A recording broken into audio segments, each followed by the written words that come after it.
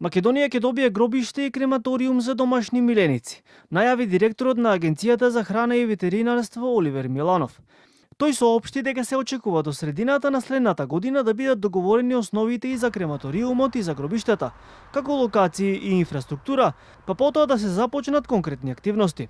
Гробиштата е планирано да бидат направени подалеку од градските средини на ненаселени места, а за ова ќе се разговара и со министерот за локална самоуправа и со ЗЕЛС. Секоја општина, ако може да има и прифатилиште и гробишта за миленици, тоа ќе им биде укажано на градоначалниците. Има и најнов модел како во повеќето европски држави. Мобилна кафилерија која овозможува да се земе трупот, да се однесе на точно утврдено место и да се изгори. Вели директорот Миланов. Од Сдруженијето за заштита и благосостојбата на животните Анима Мундија поздравија ваквата најава.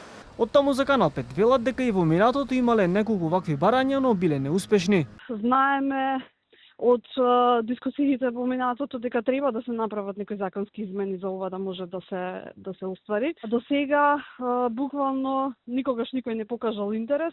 Да, имало ветувања. Свесни сме сите дека сите градоначалници до сега и слично го ставале ова како некој план во нивните ветувања предизборни. Меѓутоа никогаш до сега не било остварено. Дел од граѓаните, наместо на подостоинствено место, своите миленичиња по смртта ги оставаа на депониите наменети за депонирање отпад.